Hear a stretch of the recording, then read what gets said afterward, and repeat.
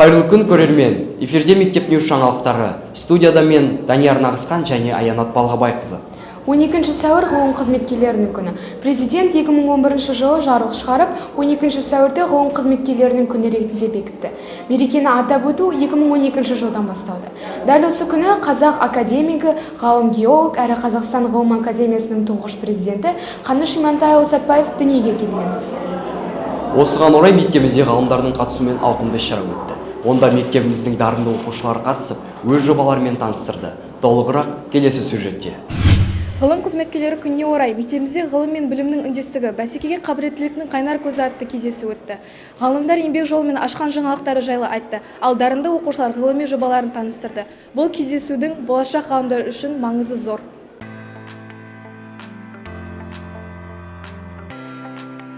Бас қосуға Қорқыт Ата атындағы Қызылорда университетінің ректоры Кәрімова Бейбіткүл Сәрсемханқызы, проектор Абдрашева Дана Мирамқызы, облыстық оқу орталығының директоры Асқаров Сырым Құрманғазыұлы, физика-математика ғылымдарының кандидаты профессор Тұяқбаев Арыстан, Әбуұлы бастаған университет ғалымдары қатысты. Қонақтар алдымен бағдарламалау мектебіндегі жаңашылдықтар, жарқын жобалар, оқушылардың жетістіктерімен танысты. Бейбіткүл Сәрсемханқызы мектеп телестудиясына келіп, мектеп ньюс шығарылымына сұхбат берді. Университет ректоры оқушыларды ғылымға құштар болуға шақырды.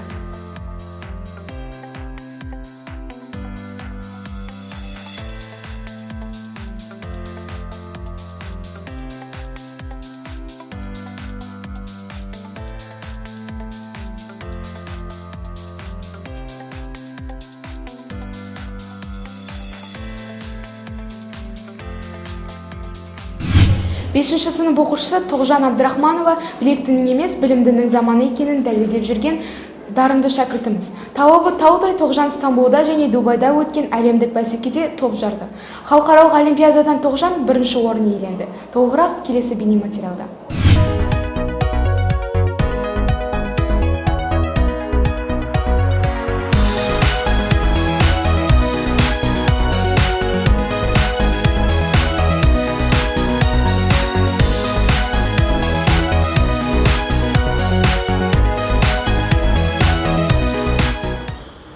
Тоғжан мектебіміздің дарынды оқушыларының бірі. Ол халықаралық олимпиададан 4 таңбалы санды көбейту, бөлу және теңдеуді шешуден жақсы көрсеткіш көрсетті. Стамбулда және Дубайда өтілген олимпиададан бірінші орын алған талантты математигіміз қазір біздің жанымызда тұр. Ендеше Тоғжаннан сұхбат алайық. Арғанда жарыса мемлекеттің туын келу жеңіс қой. Жарысқа басқа да балалар қатысты. Яны шет мемлекеттерден. Олардан енді жеңіліп қалам деп қорықтым, бірақ мен дайындықтарым болған соң мен жеңіп шықтым. Тоғжан, енді сенің басқа да қандай жоспарларың бар? Менің енді алдағы жылда осы биылда фема деген жарысқа қатысуға дайындығым бар. Және тағы да 2 айдан кейін Дубайға тағы да барамыз жарысқа.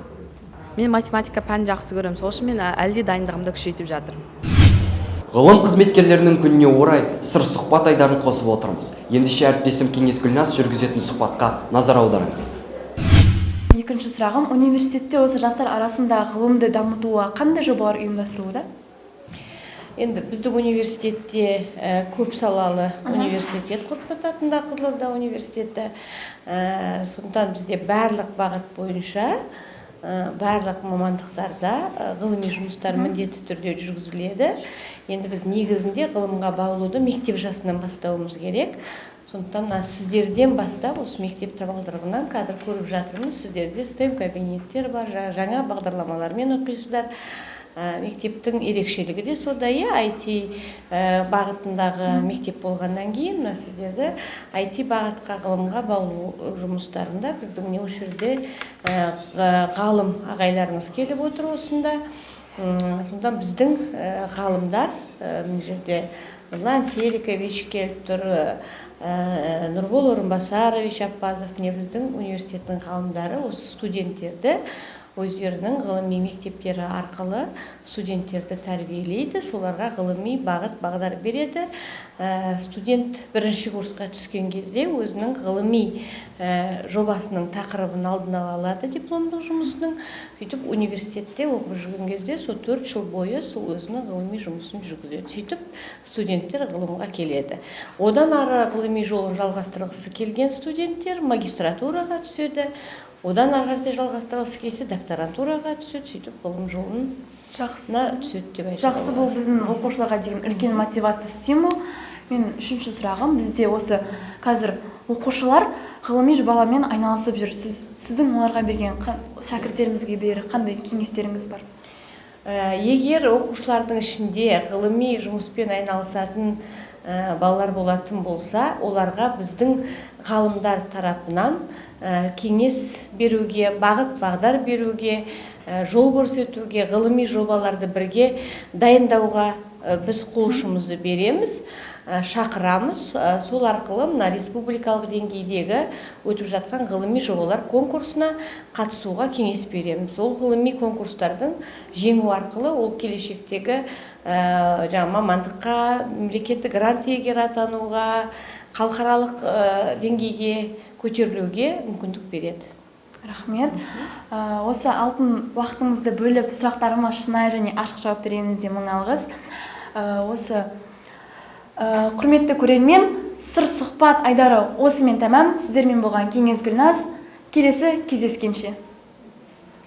Осымен бүгінгі жаңалықтарымыздың шығарылымы аяқталды. Амандықта жүздескенше. Келесі кездескенше.